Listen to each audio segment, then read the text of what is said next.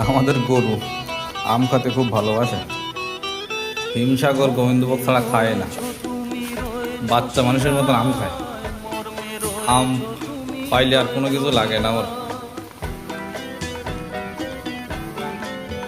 সারাদিন শুধু গোবিন্দভোগ আর হিমসাগর আম খাবে।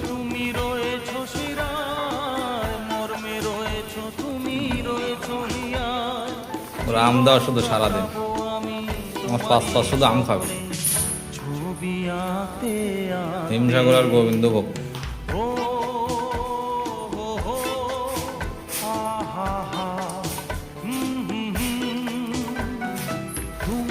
যদি থাকতে আমি যে কি গান গাই সে খবর রাখতে। বাচ্চা মানুষের মতো আম খাচ্ছে।